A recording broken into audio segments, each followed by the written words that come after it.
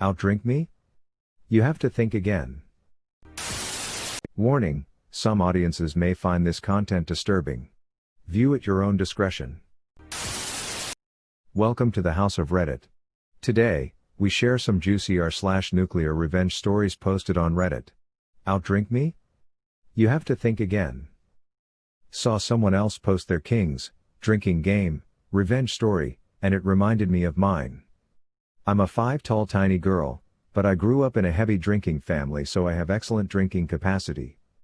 I'm also in law school with insufferable know-it-alls and fuckboys who think they're the best at anything and everything, especially when compared with girls. This was about 3 years ago. I was in my second year of law school and we were organizing an event on our campus, and I was a member of the organizing committee along with a bunch of senior boys. Generally, people joined these committees because we'd get this one room with a balcony in our academic block all to ourselves for weeks, where we would chill and drink and smoke up, literally all anyone does in law schools in my country. There were these 2 fifth-year boys, law is a 5-year course here, in the committee with me, one of them genuinely there to work too, I'll call him M, the other there to make sure everyone had a good time, I'll call him P.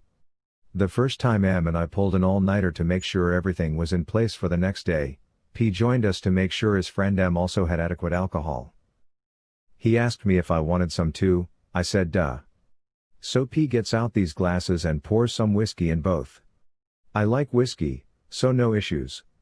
He then started adding some water, because we didn't have ice, in the glasses, and my natural reaction was, wait, you're diluting it?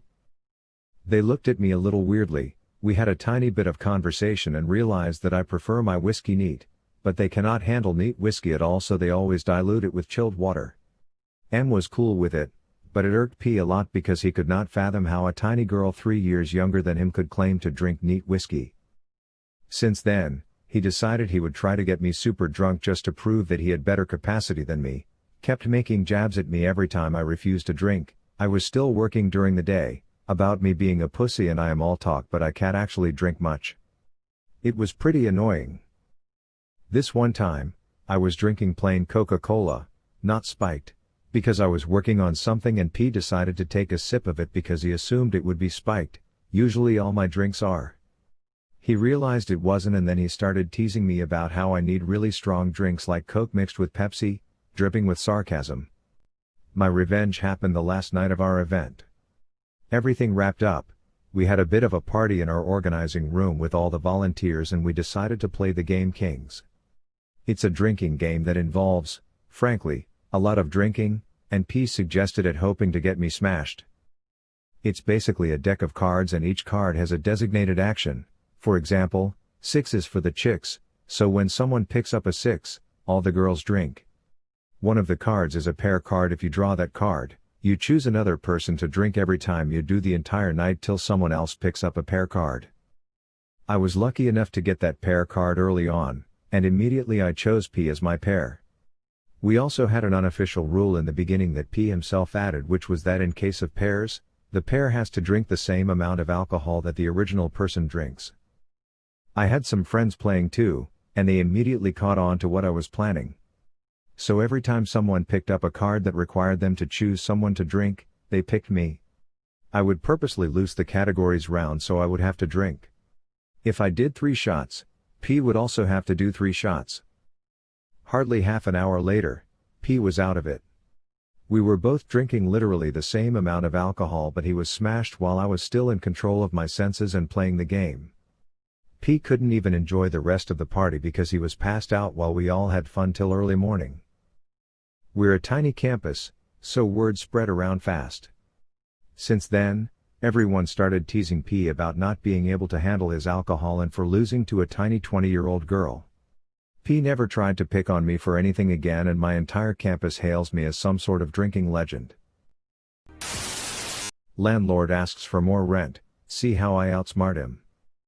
So I've been living in this house share on a rolling contract for over 2 years. The house is very run down, but nothing is dangerous or inhabitable or depressing. The landlord is really bad at fixing stuff, and when he does he turns up unannounced, against the law here, and does a really botched job. Last September the landlord was clearly feeling very motivated as he announced he was going to renovate the kitchen. The old kitchen had cupboards without doors, a really cheap old oven that used to break all the time, really shabby worktops etc. My best guess was it was at least 20 years old. He said the renovations would be done quickly as possible. He quoted a week to us, but it actually went on for 2 months and he broke some laws because he disconnected the oven for several days while there were tenants living in the house. While the kitchen looks fine now, it was clearly a case of get in and out and do the bare minimum as cheap as possible. He also painted some of the communal areas really badly. He put 2 new to the property, actually second-hand, fridge/freezers in and they didn't work very well, so he ended up trying to fix them himself, and long story short, I lost all my food in the freezer last December. So by the end of it all, I was feeling very annoyed with him. In January 2020 the landlord sent all the tenants an email telling us he had to put the rent up and that we would have to sign new contracts. My rent was only going up by £25 per month as I have my own new suite bathroom, which is pretty much falling apart, but he didn't renovate it, and I could afford the increase so didn't bother to argue it.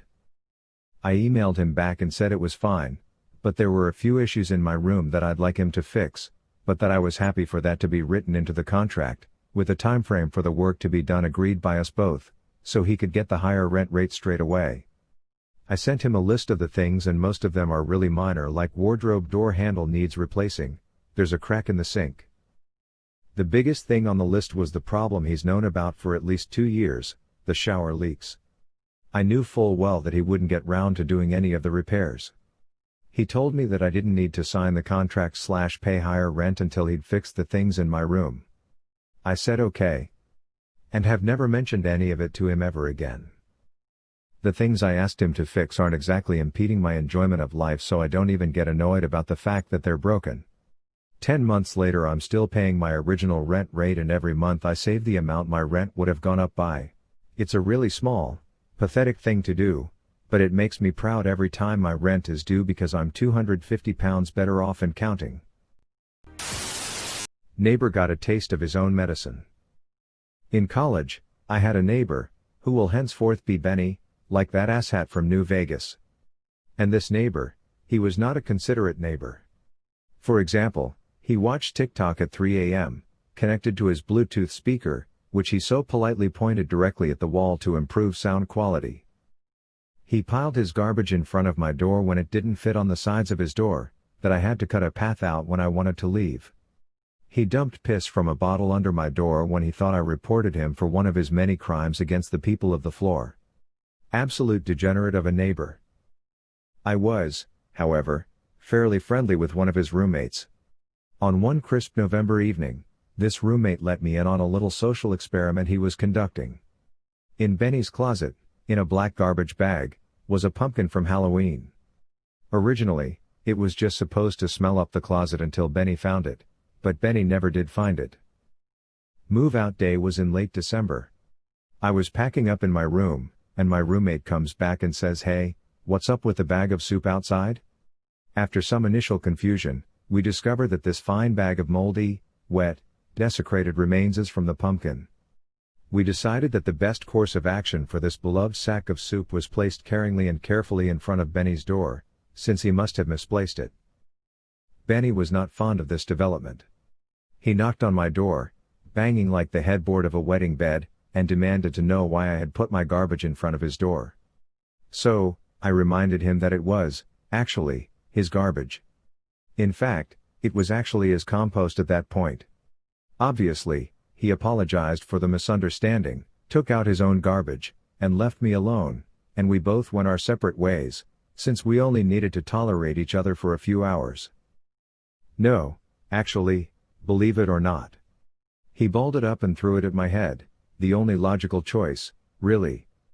This angry water balloon sailed through the sky, through my door, and into my bed frame. I readied a nearby jar of salsa for the coming battle, but he had already turned tail and waddled back to his room as quickly as his enormous girth would allow. Now that the history is set, it's time for revenge part you've all been waiting for. I went over to the pumpkin, which luckily was still contained in its fine plastic vessel. So I crept, ever so slowly, towards Benny's room, pumpkin bag in hand, shot put style. When Benny opened the door, we made brief eye contact. I saw him, he saw me, he saw Excalibur in my hand, and in that moment he knew his fate. And as he moved to close the door, I loosed the pumpkin on its most holy journey. I can say that I understand how Olympians feel when they break a record with a Herculean act of strength as the pumpkin sailed through the door, into the side of Benny's chair, and exploded as furiously as one might atop a toilet on Taco Tuesday. The black fireball, the stench, everywhere, all over everything. The ceiling, the floor, his clothes, his heater, him. Everything. Like the morning after a fresh snowfall, if that snow was black as night and smelled of rotting fruit. Best part? His roommates and everything he owned was shielded by what I can only explain as angels sent to protect him from my righteous wrath. Hospital bill revenge. For my second baby I was considered high risk and my fab doctor only delivers at the best hospital for labor and delivery in the very prestigious world-renowned medical center. Fortunately the pregnancy went amazingly well and the doctor and nurses were everything advertised above and beyond in every way. The accounting and administration departments though. So the first incident I'm literally in labor, 6 centimeters dilated, someone from accounting comes into the labor room, introduced herself, asks for the deductible payment. The nurse literally had a jaw open in shock. I manage in my pain to say sorry, no checkbook on me. I'm sure you can see that from where you're standing. She replies something like we'll talk later. The nurse sitting with me is still sitting slack-jawed. Fast forward 12 hours, I'm in a semi-private room with a woman who had a huge family in and out. I'm exhausted and kept up but hey, can't fault another woman for having a big family. I'm told that one of the concierge services is that I can fill in my daughter's birth certificate info and just leave it on the bedside table. It will be collected and processed, no need for any further effort on my part. I'm tired and appreciative. Fast forward a month. I get several bills in the mail for services, including a private room. I compare with my insurance company statements and the numbers are way off. My insurance company says to call and ask for itemized bills. I get this after 4 months of constant calls. I used to work administration, I'm a dog with a bone when it comes to following up. In the meantime, remember the birth certificate info? I get my daughter's state birth certificate and can't believe what I see. She has no name. I have no name. My husband's name is listed, I assume because it was his insurance. My daughter is listed as infant. I'm unknown. The state can issue a correction. The correction shows the original as is, then has a separate area at the bottom with info added. I swear her birth certificate looks like my husband picked her out of a dumpster and I'm an afterthought. I am less than thrilled. Forward 18 months. I'm still having an ongoing dispute over the bills. They claim I owe thousands. My math and documentation show that I've overpaid almost $1,500. Finally, the negative rating on my credit costs me a home refinance that would save us about $400 a month off the mortgage. Okay, game on now. I make an appointment with their admin office. I bring my now 18-month-old toddler. I bring snacks and toys to keep her occupied as a good mother should. Then I let her completely loose on their lobby and offices. My beautiful girl ripped apart 2 lamps, destroyed a couple of strings of the beads she loves playing dress up with, smeared peanut butter and bananas on the carpet and upholstery, pulled papers off desks, pulled dirt out of planters, played loudly with her favorite noisy xylophone, crayons broken and on the desk, mixed with crushed Cheerios into the carpet, complete bedlam. I sat calmly watching the destruction while presenting bills and payment proofs until finally the man agreed that in fact, I was owed about $1,800, he found more than I had. Promises to get my check issued ASAP, take all negative credit ratings off immediately, and their sincere apologies. When we left about an hour later it looks like a bomb went off in there. Actual debris covering a 20x20 area and everyone looks like they need sedation. I seriously doubt they could get the stains off that sofa. 3 weeks later I called, I hadn't got my check yet. Should I come pick it up? Oh, that won't be necessary. We're writing it now and sending it to you FedEx. You'll have it by 9 a.m. Don't go to the effort of coming here. If you enjoy this video, please be sure to like, share, comment, and subscribe. If you have any suggestions for future videos, please let us know in the comments below. Turn on the notifications to know when we post new videos. Thank you for coming to the House of Reddit.